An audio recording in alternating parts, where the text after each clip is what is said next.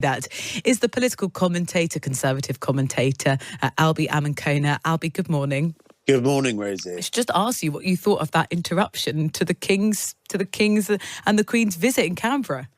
Well, I thought it was really quite astonishing because it's not something we're very used to in the United Kingdom. But of course, Australia is a different country with a very different history and a very different relationship to the monarchy than the United Kingdom.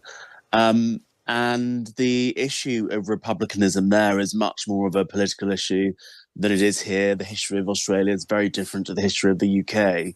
So whilst it might be shocking for us, it might not be so shocking for Australians. And the future of the monarchy in Australia is not as certain as it is here, I would say. Yeah, the King is normally very good at dealing with these types of situations. It'll be interesting to hear from Kate a little bit later about how exactly that played out. Let's move on to the front page of the Telegraph, Albie. I mentioned this story. Rachel Reeves has been warned that her planned inheritance tax raid will not raise money and will just increase bureaucracy for thousands of bereaved families. I mean, is it the right decision? Well, first of all, you probably would expect this story from the Telegraph being a Conservative paper. And of course, a lot of Conservatives actually support scrapping inheritance tax altogether. So the idea is that they're going to change some of the rules around, or Labour might change some of the rules around gifting. At the moment, you can give a gift, and if you stay alive 7 years after giving the gift, then you can pass on that gift free of inheritance tax. But now they're thinking about, I think, increasing it to around 10 years or something like that, increasing lots of the bureaucracy around, at a time of family life, which is actually quite difficult. So a lot of people think this is quite cruel. Do you think it's cruel? Yeah, I do think it's pretty cruel, actually. I think if the Exchequer is forced to raise taxes, and they want to raise, I think they're talking about wanting to raise £35 billion in taxes. You can't really do that through small taxes like inheritance tax. I mean, the whole inheritance tax bill, I think, amounts to about £7 billion. That's nowhere near. Even if you increase inheritance tax, doubled the inheritance tax take, you would still get something like £14 billion. So if you want to increase £35 billion worth of taxes, if you think there's a fiscal black hole that big, you need to be targeting some of the broad spectrum taxes if you were going to do that, something like national insurance, income tax, VAT. That's how you raise large amounts of tax like £35 billion, not inheritance tax or capital gains tax. Well, we should talk a bit more about tax, because Wes Streeting's quoted in this piece saying, Labour said in the election campaign that they would not put up taxes on working people. Yesterday, the sort of suggestion was that working people might not mean people on six-figure salaries. Interesting definition of working people there. Look, obviously, people who earn perhaps a six-figure salary you might expect them to have more disposable income than someone on a lower salary. So they could maybe, if you were on the left, you could argue the fact that they should be paying, they could pay more tax without it being such a burden. But one of the other things you've got to remember is I think the top fraction of income taxpayers, like we're talking top 1 or 2% of income taxpayers, something like that, pay nearly 30% of all the income tax which is collected by the Exchequer every year. So the top earners are already paying a lot of tax.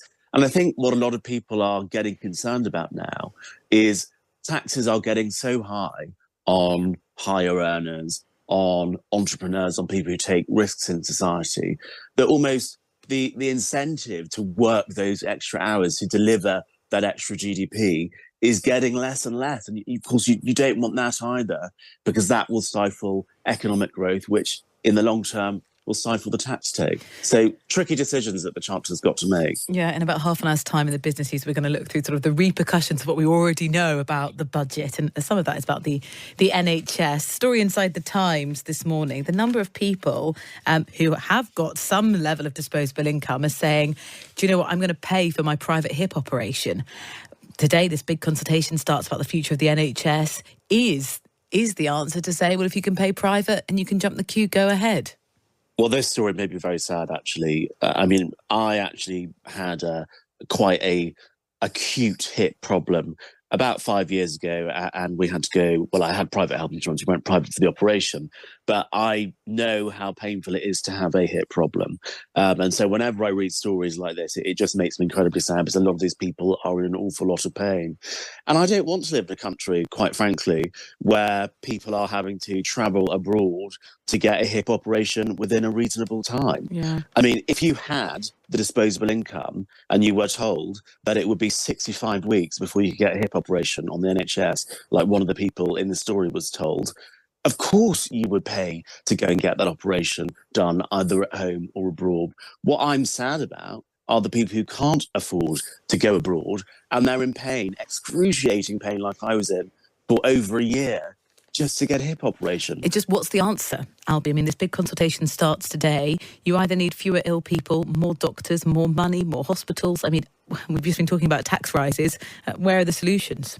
Well, we were talking about Australia earlier on and how that country's got a different history than the UK. Their health services are very different as well. And the history of the health services in Australia is very different to the UK.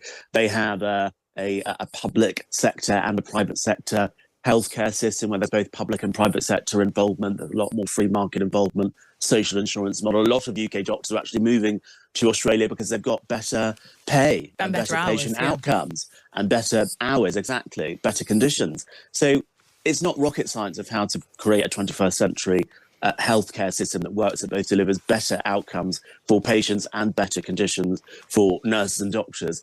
Let's look at what the Australians are doing. The Australians are not doing what we're doing. Yes, there is some private sector involvement in Australia, and perhaps if we didn't treat the NHS like some national religion and actually were more pragmatic about it, we'd get the outcomes that we have in Australia and the conditions for workers that we have in Australia too.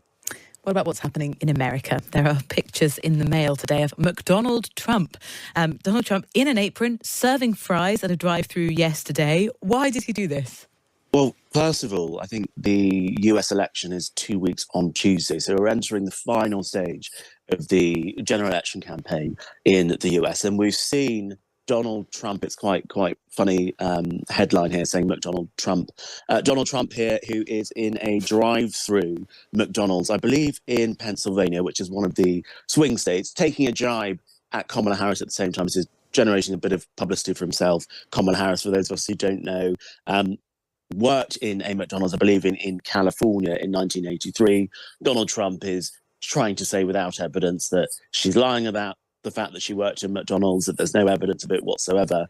And he has been at this drive-through serving the people of Pennsylvania. And it's caused quite a stir on social media. I think it's quite a funny video. If you watch it, it's very entertaining. I'd encourage any of our listeners to watch it themselves. But it's certainly generating a lot of clicks, a lot of conversations. A lot of people seem to be quite impressed by Donald Trump working in a McDonald's. Let's see if it helps him in the election 2 weeks on Tuesday. He is genuinely serving customers.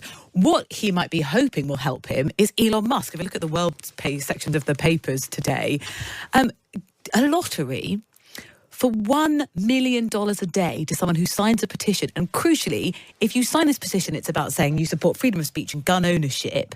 You've got to be a registered US voter. This is Elon Musk. We're going to be awarding $1 million to randomly to people who have signed the petition every day from now until the election. I mean, Donald Trump's using his friends to try and pull in some favours here. Do you think it's going to have much of an impact? I mean, this feels a lot more sinister to me than a publicity stunt that Donald Trump did in McDonald's, which I think is pretty harmless. This idea, well, it's not really an idea, this program of Elon Musk over in America, some people are essentially saying it is buying votes. Elon Musk is a very public supporter of Donald Trump. They're two very wealthy men.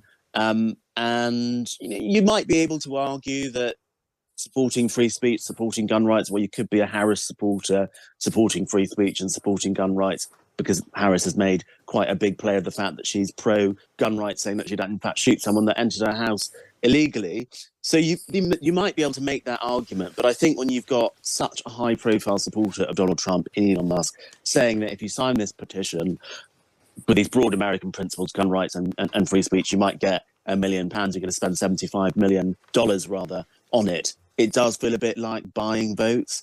And that, to me, seems very fishy Yeah. indeed, and maybe even illegal under US election law, because it is a federal crime to pay people to induce or reward them for casting a ballot or registering to vote. Yeah, there's a big debate now going on about how, well, yeah, the legality of that scheme. There'll be more on that on Times Radio Breakfast as well. Final thing I wanted to ask you about, Albie. I'm a millennial, I think. Oh, no, I'm not a millennial at all. I'm Gen X. No, what am I? I'm 32. No, you must be a millennial. I'm a millennial. I'm a millennial. Are you a millennial? We're kind of young millennials. Turns out millennials are very very young good at millennials. maths. Gen X is in charge, apparently. So the baby boomers have for ages dominated our sort of cultural, political, economic landscape. So research has confirmed that the post-war generation is losing its grip on power. Generation X is taking over. So that is if you're born between 1965 and 1979. 3/4 of cabinet ministers, 4 in 5 chief executives are now Generation X.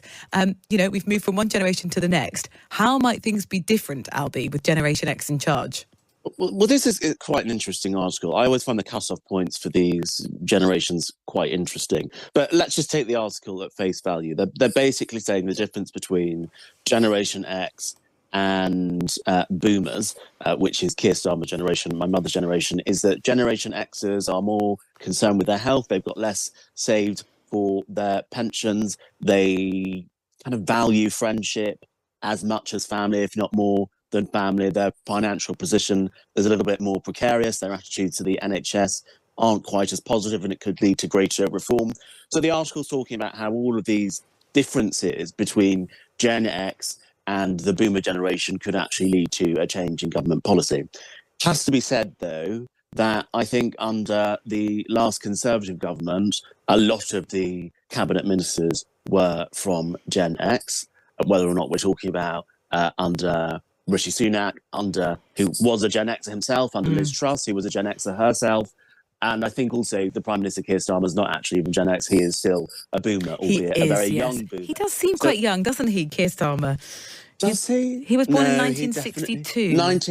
Yes, precisely, which is the same age as my mother. Yeah. So, they're all boomers. They all seem a little bit old to us, perhaps. It's interesting that this article's been written trying to profess the differences between Generation X and the boomer generation and trying to make a political point out of that.